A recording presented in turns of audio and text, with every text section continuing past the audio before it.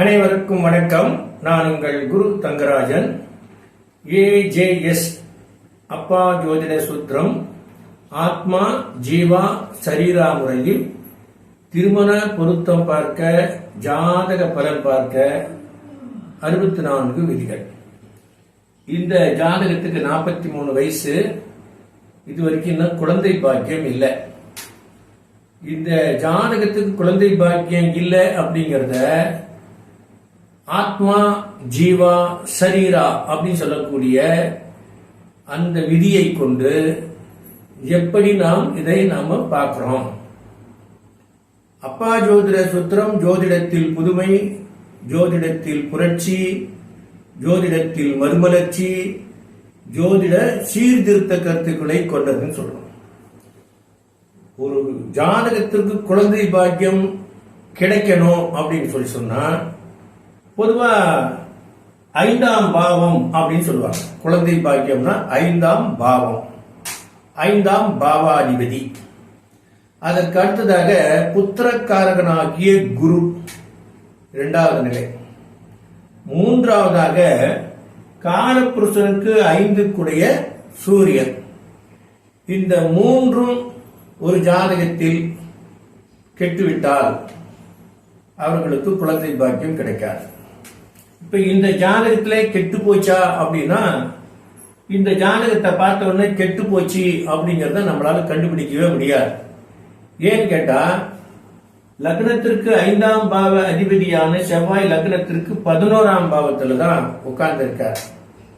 அதுவும் பாத்தீங்கன்னா நட்பாகிய குருவோடு தான் சேர்ந்து இருக்கார். அப்படி இருக்கும்போது எப்படி குழந்தை பாக்கியம் இல்லாமல் போகும் அப்படிங்கிறது தான் ஆத்மா ஜீவா சரீரா முறையில் பார்த்தால் மிக துல்லியமாக தெரியும். லக்னத்திற்கு 5ஆம் பாவ அதிபதியான செவ்வாய் பார்த்தீங்கன்னாக்கா குருனுடைய நட்சத்திரத்தில் இருக்கார். விசாகம் 2ஆம் பாவத்தில் இருக்கார். இந்த குருவோ இந்த சந்திரன் இருக்கிறதுக்கு 22ஆம் திரேகானம் அப்படின்னு சொல்லக்கூடிய 64வது பாதம், கலைஞான பாதம் சொல்லுவாங்க. அதாவது ஒன்று கிடைப்பதற்கில்லாமல் தடை செய்யக்கூடிய இடம், உயிர்களுக்கும் ஏற்படக்கூடிய பந்தத்தை பிரிக்கும் இடம். இதுதான் 22ஆம் திரேகானம். 22ஆம் திரேகானத்தினுடைய 64வது பாதம் அப்படின்னு சொல்லக்கூடியதுதான் 22ஆம் திரேகானத்திலேயே மையப்புள்ளி. அந்த புள்ளியில இந்த குரு பகவான் நின்றுட்டு இருக்கார். ஆக 5ஆம் பாவ அதிபதியான செவ்வாய் நின்றது குருசாரம். ஆனால் அந்த குரு சந்திரனுக்கு 8வது ராசியிலே 22ஆம் திரேகானத்திலே 64வது பாதமாகிய கலைஞான பாதத்திலே இருக்கிறார். இந்த கிரகத்துடைய தொடர்பு குழந்தை பாக்கியத்தை தடை செய்யும். ஆனாலும் இந்த செவ்வாய் நின்றது குரு யோகியாகவும் இருக்கிறார். எனவே ஜீவன் இருக்கிறது என்று எடுத்துக்கொண்டாலும் கூட இந்த குரு பகவான் பார்த்தீங்கன்னா ராகுனுடைய நட்சத்திரத்திலே நிற்கிறார். ராகு பார்த்தீங்கன்னா சுயசாரம் பெற்றுக்கொண்டார். ராகு சாரத்திலேயே சுயசாரம். ஆக ராகு ஆனவர் நிழல் கிரகமானவர், ஜீவன் இல்லாத ஒரு கிரகம் சுயசாரம் பெற்றுக்கொண்டது அப்படின்னு சொன்னா அந்த கிரகத்திற்கு ஜீவன் இல்லை அப்படின்னு அர்த்தம். இதுதான் நாகதோஷ ஜாதகம். அப்ப 5ஆம் பாவாதிபதியான செவ்வாய் குருசாரம் ஏறி, குரு ராகுசாரம் ஏறி ஜீவன் இல்லை. எனவே 5ஆம் பாவாதிபதியால் கிடைக்கக்கூடிய குழந்தை பாக்கியத்தை குருவும் ராகுவும் தடை செய்து விட்டனர் அப்படின்னு அர்த்தம். அதுக்கு அடுத்ததாக குரு அப்படிங்கிறவர் தான் புத்திரக்காரகன். அந்த புத்திரக்காரகனாகிய குரு தான் மறுபடியும் ராகு சாரத்திலேயே ஏறாரு. ராகு சுயசாரத்திலே நிற்கிறார். அங்கே ஜீவனே இல்லை. 3வதாக காலபுருஷனுக்கு 5 சூரியன் தான் குழந்தை பாக்கியத்தை தீர்மானிக்கக்கூடியவர். அந்த சூரியன் பாத்தீங்கன்னா சுக்கரனுடைய 2வது பாதம், பூரம் 2வது பாதம். பூரம் அப்படிங்கிறது சுக்கரனுடைய நட்சத்திரம். பூரம் 1, பூரம் 2 நவாம்சத்திலே இங்கே வரும்.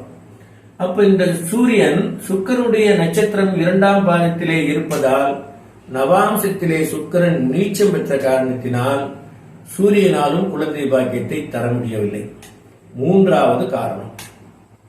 இதையெல்லாம் கடந்து இன்னும் ஒரு காரணம் இருக்கிறது. லக்னத்திற்கு 7ஆம் பாவத்திலே உணர்ச்சி ஸ்தானம் என்று சொல்லக்கூடிய சுக்கிலம் இருக்கக்கூடிய ஸ்தானம்.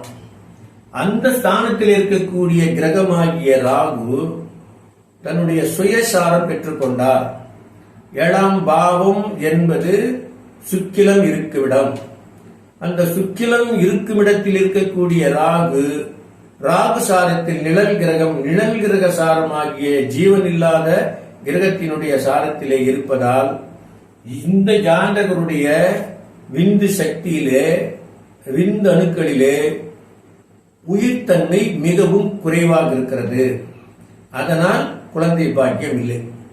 இது போல ஒரு ஜாதகத்திற்கு திருமண பொருத்தம் பார்க்கும்போது குழந்தை பாக்கியம் கிடைக்குமா அப்படிங்கிறது எல்லாருமே கேட்கக்கூடிய கேள்வியா தான் இருக்கும். ஆனா இந்த ஜாதகத்துல நல்ல வெட்ட வெளிச்சமா தெரியுது குழந்தை பாக்கியம் இல்லை அப்படின்னு. ஆனா இருக்குது அப்படின்னு தானே சேர்த்திருப்பாங்க. அப்ப ஏமாந்து போயிட்டாங்க இல்லையா?